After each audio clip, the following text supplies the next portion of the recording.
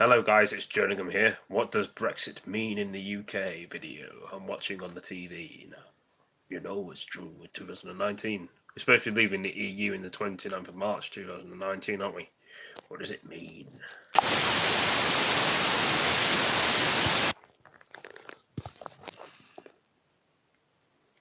Passports restricted in Europe, driving licences in the EU, mobile phone roaming charges legal again, satellite access restricted, and impacts on seafaring, energy, data, and even family law. The implications of the latest slew of no-deal notices, wide-ranging and profound, at home, at work, and on holiday.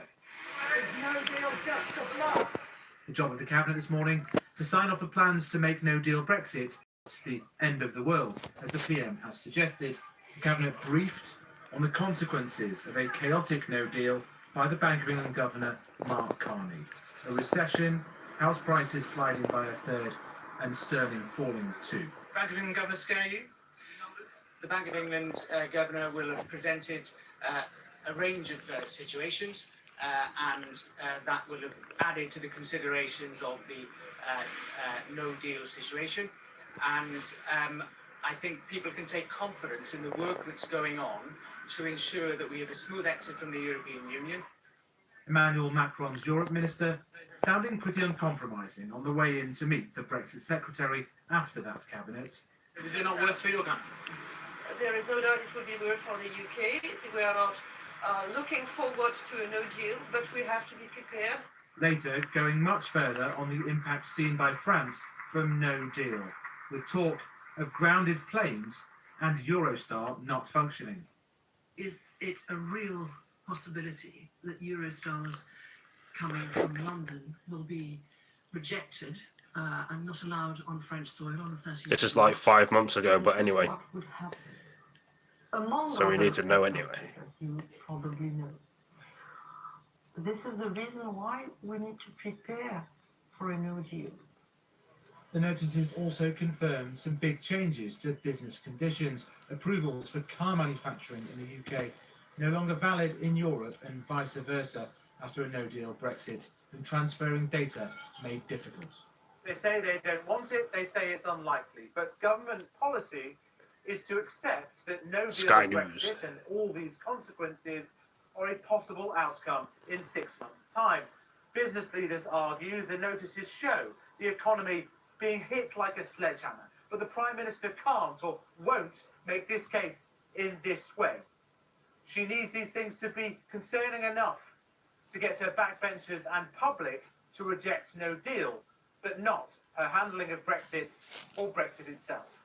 In Leave voting Cheshire, there is some surprise at these tangible impacts of no-deal Brexit. If they happen, then only a short term, and I think, yes, becoming an independent country again is worth it. So much stuff that I don't think anyone knew about. I think if we had been told, you know, all the implications, if I'd known, for instance, that there could be a border in Ireland, never have voted like that. All this no-deal preparation designed to strengthen Theresa May's hand in deal-making with them. Michel Barnier and Donald Tusk meeting today to prepare next week's Salzburg summit. Some fears that all the talk of no deal is making what none of the negotiators actually want increasingly likely. Faisal Islam, Sky News. Interesting. Very interesting indeed. Let's watch some more no deals. Well, we've heard from the politicians, haven't we? No deal is better than a bad deal, or no deal is what we need, or in fact, no deal is a disaster. Many, many interpretations. But what are we talking about when we talk about a no-deal Brexit? Well, in its simplest terms, it's that there is no agreed destination when the UK departs the EU. No transition period, no agreed terms for that divorce after the UK has been an integral part of the EU for decades. The result? An immediate shock. Interpret that as you will, but there would be a shock to both sides, going from such a close partnership to all of a sudden dropping out of that, as it would be overnight in the presence of a no deal. Now, what would that mean for the vast number of Europeans, all of us as citizens, of course, and indeed for the countries as well? Let's go into some of the key points. First of all, money. There would be an immediate budgetary black hole that would pop up in the EU budget. Unclear if the UK would keep on paying its promised budget contributions. But also for the UK, question marks over the UK budget. The Chancellor saying the economic shock of a no deal would leave the UK having to rethink its spending plans. And of course, this sudden shock, the closest of trading relationships effectively disappearing overnight, that would lead to an economic shock for both sides as well. Let's move away from money onto the human side. We are talking millions of people who've made their lives from the European Union in the UK or from the UK in the European Union. Now, at the moment, people are able to do this, but overnight their status would change.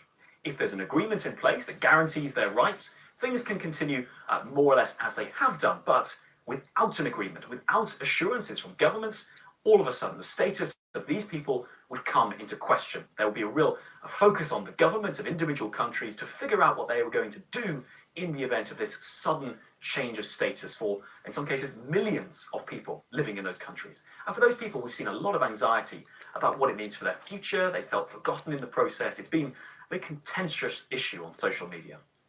Then, of course, another contentious issue, we're talking, of course, about Ireland, which has a border with the United Kingdom. At the moment, both are members of the European Union. There is no hard border between the Republic of Ireland and Northern Ireland, which is part of the United Kingdom. Now, that has been central to the peace process in Northern Ireland. In the event of a no-deal Brexit, no agreement about the future, talk that a hard border could return, or at least fear it could come back, and what that would mean for the peace process. Those fears would resurface, that's for sure. But also the Irish government making it clear they have a very, very close relationship with the UK. In this no-deal plan that they have published, the government of the Republic of Ireland, they say perhaps more than any other EU country, Ireland would take a real hit in the event of a no-deal Brexit. But also, of course, the UK has extensive no-deal plans as well. So there's contingency planning going on, and that involves a lot of this stockpiling. We've certainly seen it from the UK government in terms of their plans, stockpiling of medicine, foods. We've heard industry stockpiling parts in the event that open trading relations suddenly cease overnight and everybody is left wondering what comes next. But certainly one thing we are all asking is what all this would mean in the real world. Politicians arguing about the benefits, the pros and the cons, but really it depends who you ask about what analysis they will give you. But you can see it would certainly provide a shock to both sides if a no-deal Brexit came to pass. Interesting. Indeed, interesting. Interesting indeed.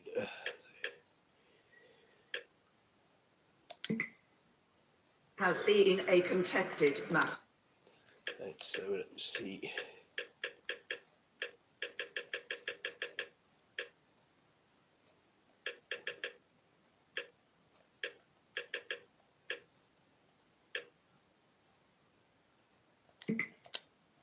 Well, we've heard from the politicians.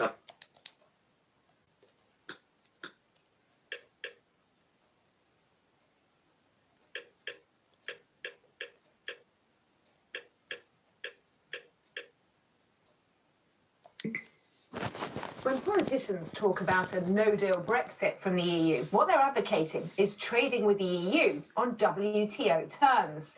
The WTO, or World Trade Organization, began after the Second World War, and it's a place where 164 countries negotiate the rules of international trade.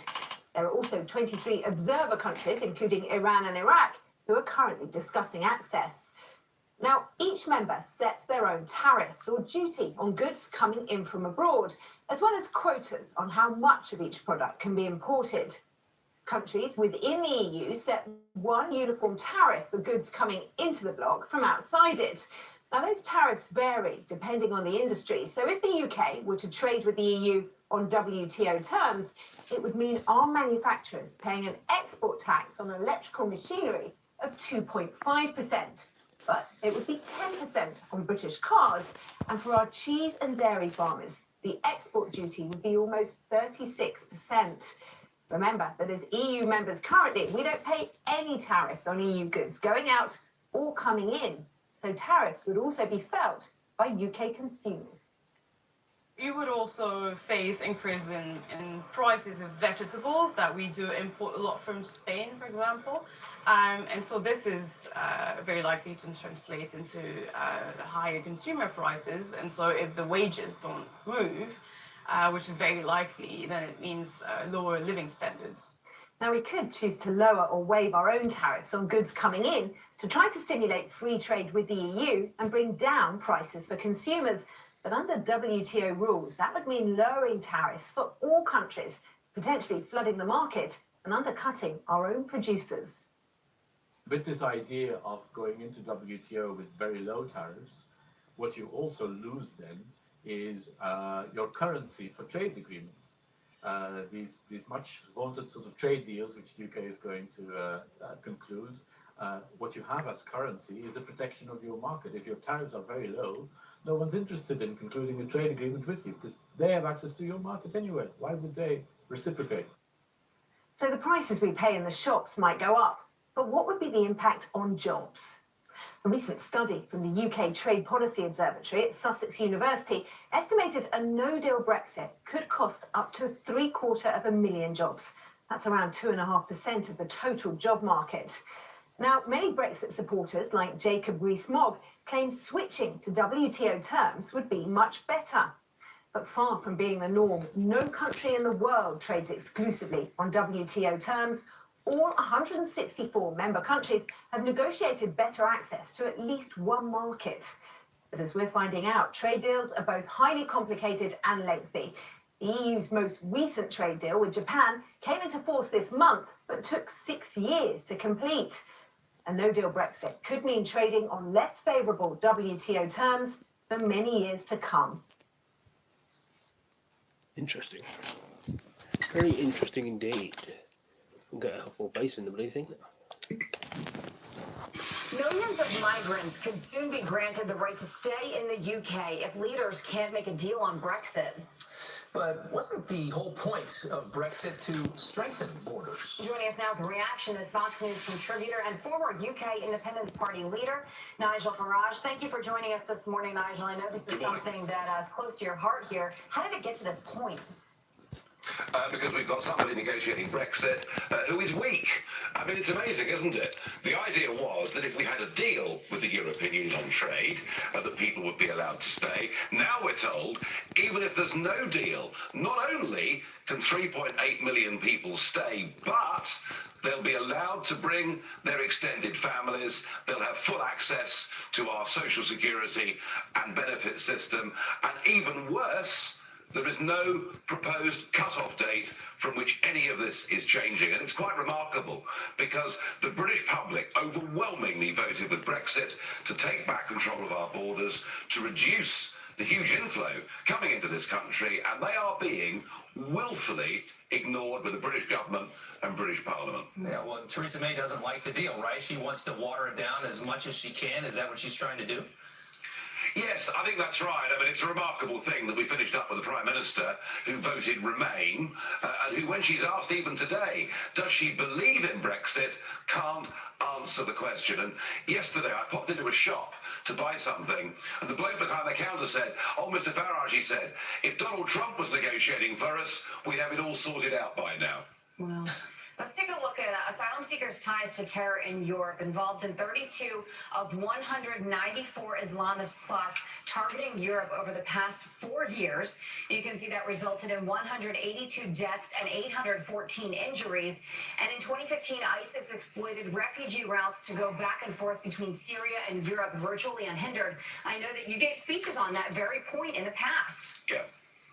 I did, both in April and May 2015, just as the EU were beginning to say our doors are open to anyone that comes. I stood up in the European Parliament on consecutive months and said, when ISIS say they will use the migrant crisis as a means of getting their operatives into Europe, perhaps we ought to believe them. Perhaps we ought to put a stop to this. Perhaps we ought to say, rather like the Australians did when they faced a similar problem, no one that comes illegally by boat will be allowed to stay.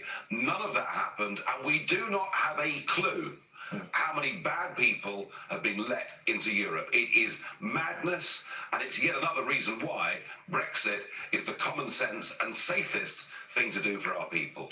I mean, will the anti-Brexiters in the UK ever admit that you really just can't know who's coming in? If you're going to open this place up to all this migration, you really can't know. And the proof is in those numbers that we just gave. And put it to the people again and say, are we comfortable bringing in a lot of people, knowing that some percentage of them are going to try and do horrible things while they're here? Well, I'm afraid the other side of the argument believe that we are all global citizens. Isn't that lovely and fluffy and nice? And we should all be allowed to go wherever we want and move freely around the world. And when you link this directly to terrorism of any kind at all, they simply say you're racist, turn around and walk away. They're not prepared to engage with this conversation, but you know, people in this country, people in Middle England, as we call it, they know what they believe. And it's just another example of how the elites, political elites, and much of the mainstream media are completely out of touch with public opinion. Well, we'll certainly keep talking about it. You know, awareness, that's important. Nigel Farage, thank you so much. Thank you. Oh, man. That's funny. What could I say now?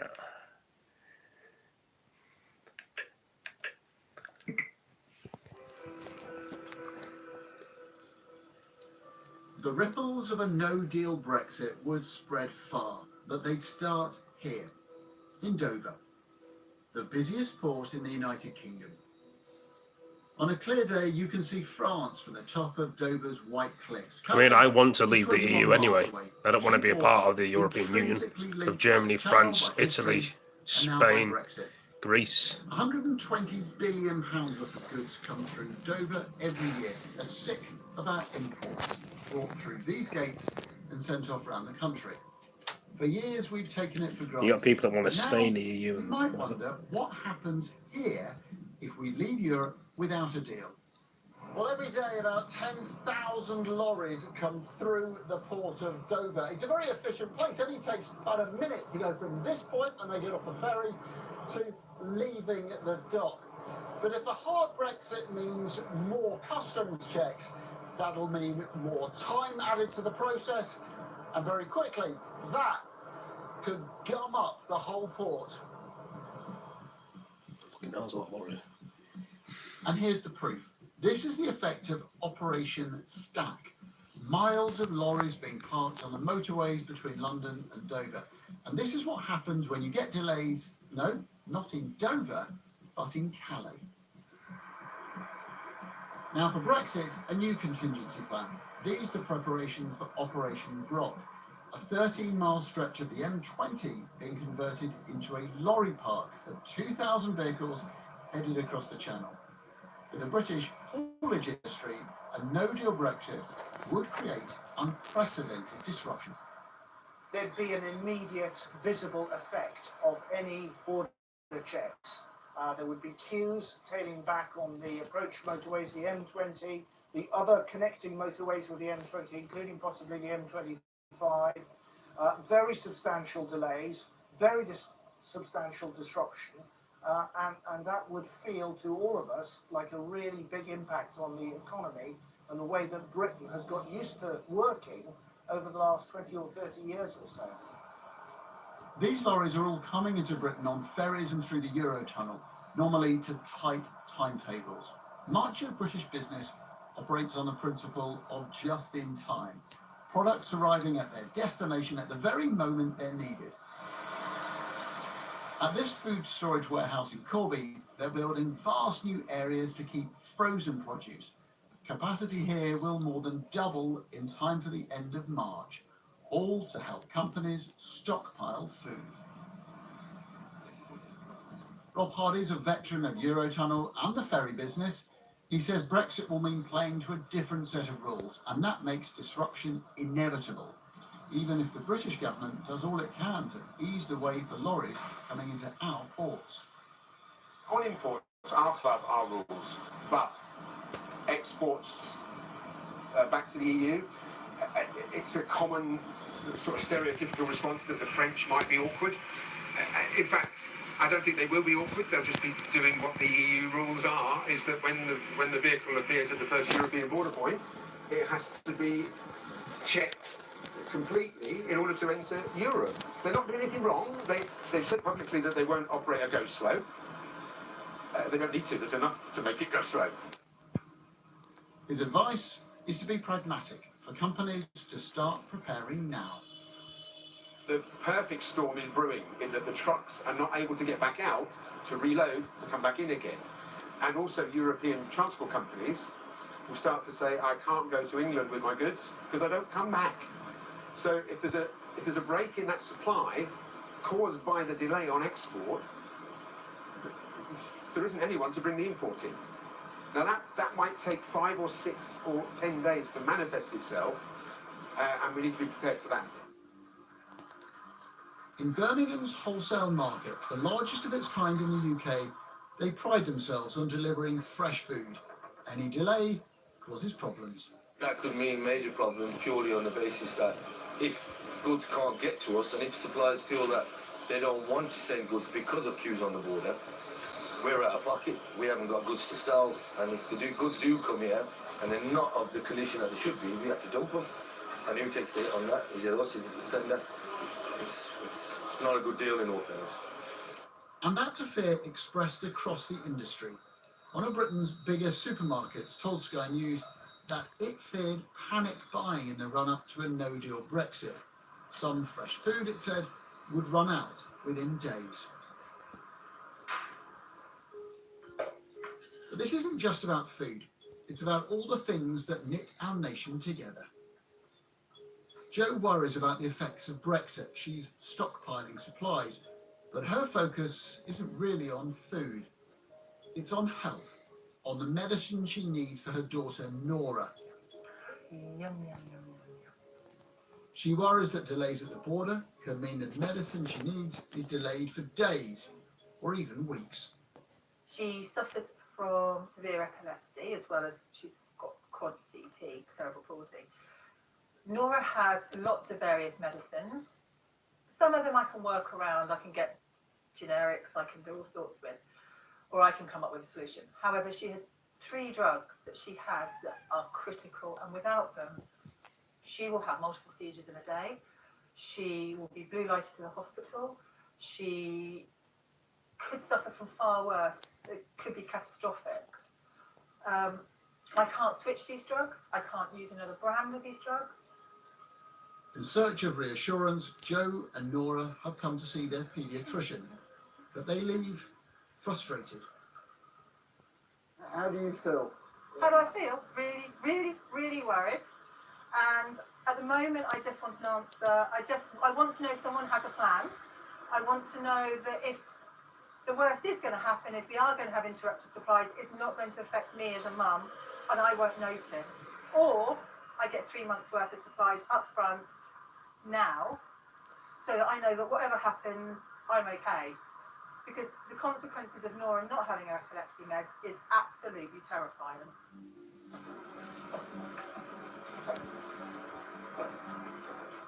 So is that reasonable? Could something as fundamental as medicine really run out?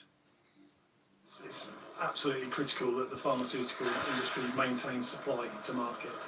The absolute worst case scenario would be that certain products are not available in certain markets, which might mean that patients have to switch to an alternative product or something less effective. British society is a network of people, infrastructure and businesses. It's complex and normally robust, but it can be brought down by failure and by our own sense of panic. Disruption to fuel supplies has previously caused widespread panic buying. A bit of snow earlier this year saw shops being stripped of fresh food, and then there's this. This is 2018, it's the year that people dialed 999 because KFC ran out of chicken. The police are the ones who pick up the pieces when the system fails. Now they've laid out their fears of how a no-deal Brexit could push them to their limits. You can imagine what will happen if we start to see food or medical supply shortages. And we live in a liberal democracy. Protest is good. Protest is part of being a democracy. Where that moves into disorder, though, to violence, that's the concern. And where people can't feed themselves, potentially, where people can't get their insulin, potentially, it's a real concern that those protests might escalate into disorder. Do you think you can cut them? At the moment, no, I don't. He told me the police were considering asking for help from the military and also said that food shortages could result in rationing, something supermarkets say they are also contemplating. If the shelves on perishable goods are empty because of just in time and they can't get their perishable goods through, especially if you're not in a big city, I think we need to start considering how we manage demand. One of the things that supermarkets might have to consider is informal rationing, so you can only have 3 bottles of milk, not a trolley full of milk, that sort of thing. And there are profound worries about policing in Northern Ireland, where the prospect of renewed border controls has heightened fears about simmering tension. Troubles have always been there since then, but the PSNI have been able to deal with them to the point that we don't hear about it on the mainland. But I think there is a volatility that bubbles away, and both sides are clearly passionate about their view, and I think if either side saw their view being pushed to one side and being disadvantaged, there's a difficulty there, a potential difficulty that they might then express those views negatively. Oh, which you mean trouble? Quite possibly, yeah. Those who are preparing for a no-deal Brexit often mention uncertainty and anxiety. Sky News has spoken to dozens of companies, trade organisations and public bodies about a no-deal Brexit. All of them said prospect made them nervous. The really fundamental point about Brexit is that the United Kingdom is an island nation. And that creates challenges when it comes to imports and exports. So lots of the things that we use come in on trains or planes or, of course, on boats like this one. And that includes medicines and food and car parts, things we need in a real hurry. It could be a profound change, but one that's hard to prepare for. Some plan meticulously for no deal, some prefer to ignore it. The people who are preparing the percentage is growing, but it's still probably not half. And there are still companies that I see who just say, I'm not worried, it's not going to happen. And I've kind of likened it to the 7 stages of grief, and there are still, some people are still in the denial phase. And honestly, when you look at the 7 stages of grief, because I covered it in a seminar, is that is the project plan for Brexit. You've got to go through this acceptance, you go through the denial, the acceptance, the realisation, and then the moving on. Most people I spoke to about planning for a no-deal Brexit did not want to speak in public for fear of being accused of scaremongering. But there is nervousness across much of British society, a fear of the unknown and what it will bring. And as Brexit gets nearer, that anxiety is growing. Very interesting though. Now getting on to the next one. Brexit. 2 seconds. Oh, that's so cool. 2 years now, Theresa May's promised that Brexit means Brexit, that Britain's taking back control of laws, money and borders. But what we've seen is indecision, infighting, resignations and rebellion. So what if this headline was true and Britain does leave the European Union without a deal? How will that affect everybody in Britain? After all, this is an island nation, reliance on the flow of trade in and out of the country. So even if we continue to get our flowers tariff-free from Holland, there's no guarantee that customs officials on the other side of the channel will do likewise for our goods and our services. And that ultimately is the crux of the matter. Theoretically, life could just carry on as it has done in the past, but there's no domestic legal obligation for it to do so if we leave the EU without any kind of a deal. That means lots of uncertainty, which is why businesses are likely to cut back on investment and why the pound is likely to take another tumble, with implications for everything we buy. No deal poses a huge challenge to the delivery of fresh medicines to hospitals and pharmacists, particularly time and temperature-sensitive products like insulin, crucial to the daily lives of more than 400,000 British diabetics, including the Prime Minister. But almost all of it is manufactured and imported from Europe. It's among the 75 million medicines that pass back and forth from the continent every month, and why ministers are planning to stockpile to make sure no one goes short. What if you're one of the 1.2 million UK nationals living, working or studying on the other side of the channel, or one of the 3 million EU citizens in the UK? Will you be able to continue?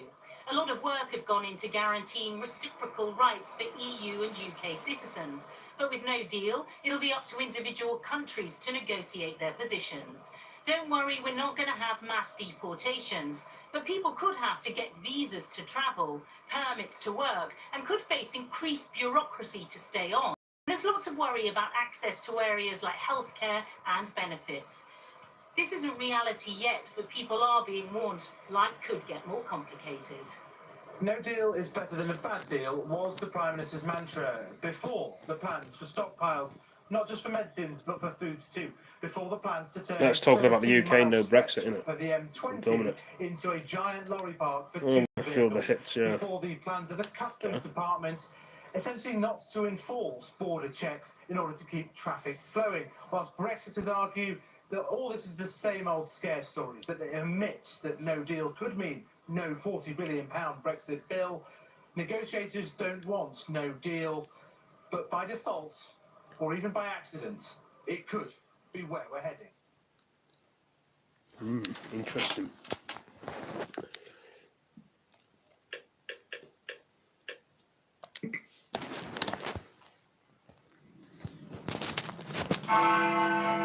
The European Union's chief negotiator, Michel Barnier, says the Brexit talks are deadlocked over the UK's divorce bill, but decisive progress. The UK's Brexit negotiations are stumbling, and farmers across Britain are concerned. Either there's Labour to pick the crops, or what? There's no crops. We will have to start importing vast quantities of fresh food. Farmers believe the UK government is scared of confronting the immigration issue, leaving them in the dark over who will be working in the fields. The words migration, immigration are just dirty words in the UK now. We can't even talk about it. And farmers are being caught up in the argument. I had hate mail, taking work from British workers, blah, blah. It's absolute garbage. If the workers can't be found, fruit and vegetables will be left to rot in the fields, and you'll pay more at the supermarket. We are facing significant labour shortages, which will impact on the economy and on the ability of this nation to produce food. This is Bloomberg's The Real Cost of Brexit.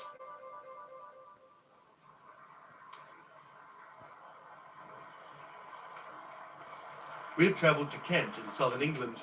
This region voted overwhelmingly for Brexit, but farmers are divided down the middle. Their businesses rely on migrant labour.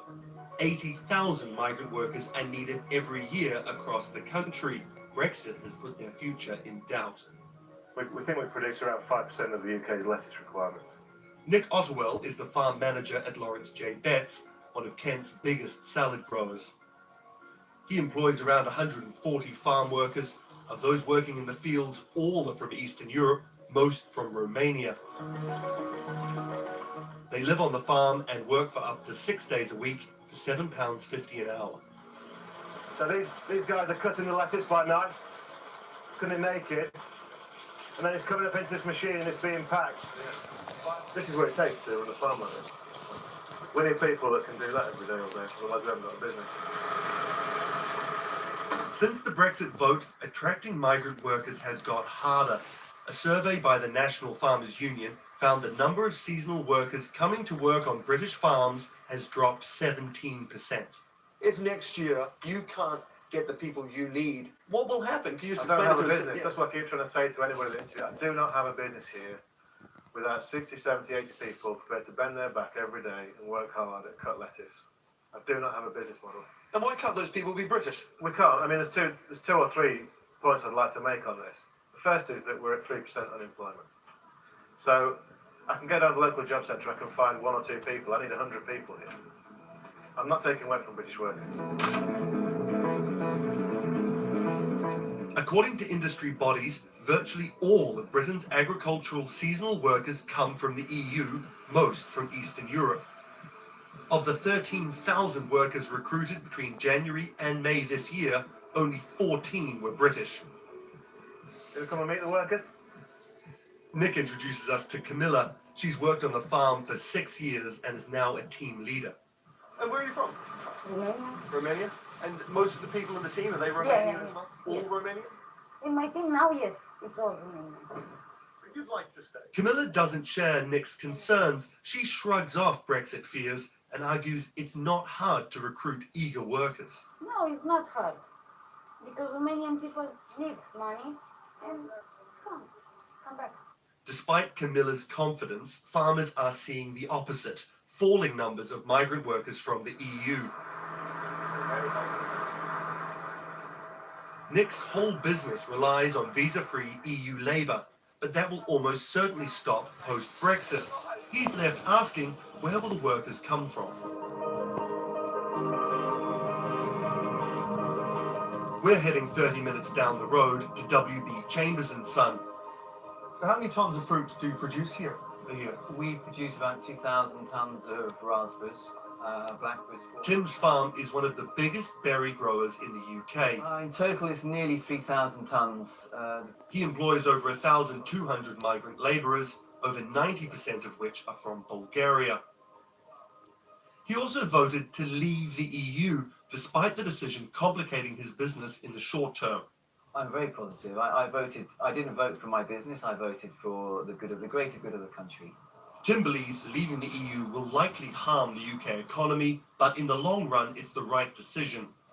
He also argues when Britain stops visa-free EU immigration, migrant workers can be found elsewhere. The workforce can come from outside of Europe. The rest of Europe has a labour shortage, and other countries in Europe are already solving that by bringing in workers from Ukraine, from Belarus.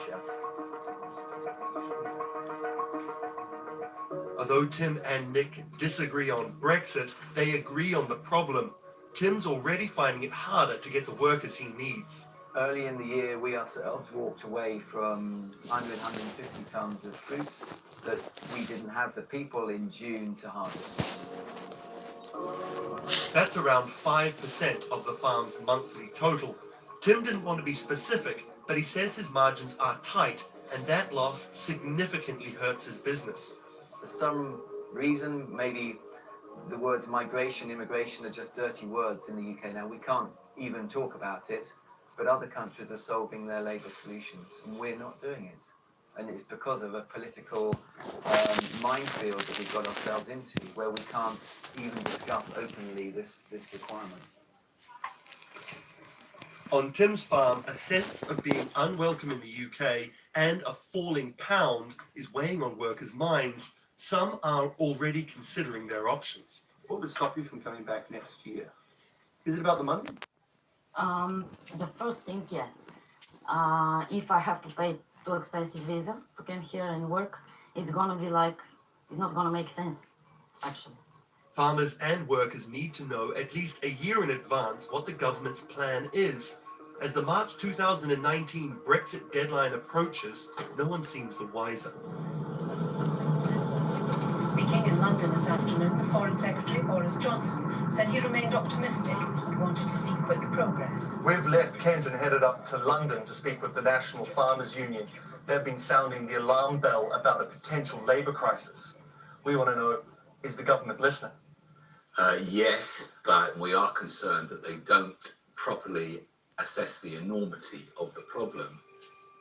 Guy Smith is the NFU's vice president and an Essex farmer himself. He's calling on the government to give guidance on the sort of visa schemes farmers will have to deal with post-Brexit. His concern is the government doesn't know themselves. We feel that the government are in the dark about what direction they're going. Things are politically very opaque. We have an unusual political situation internally in Britain at the moment, with two political parties that seem to be in some sort of internal turmoil about how they should approach the Brexit challenge. Farmers need certainty for years ahead. The NFU argues the government should introduce a seasonal workers scheme as soon as possible, because if no decision is reached soon, migrant labour could suddenly dry up. So, for instance, abattoir workers, food processing factories, waitresses, chefs, they are disproportionately manned by migrant labour. And if you suddenly withdraw that labour pool from that food chain, you will have all sorts of dysfunctionality, which will then impact back on the farmer, who is the start of the food chain.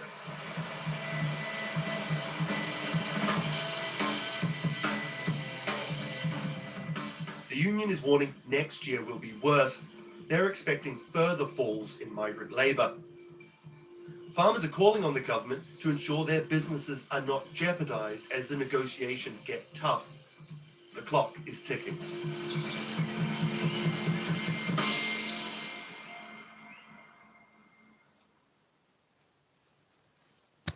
Interesting. Well, guys, I've hoped you've enjoyed my short video of Brexit. I mean, eventually the UK is going to be leaving the EU. So I've did a little video on my phone about talking about it and leaving about it. Most people don't know about the EU anyway. But like I say, I just thought I'd do a little video over it, and yeah. And hope you guys understand what the UK is going through in Northern Ireland and such. Thank you for joining me on this live stream on my phone. Please like, comment, subscribe, share this video with your friends. And I do want to leave the European Union. It's been going on long enough for Theresa May and trying to think what I was going to say, Jeremy Corbyn. But anyway, please like on the next broadcast. Thanks for joining this one. And peace out, guys. Peace. And I'll be doing another video about this soon as well. Thank you for joining me.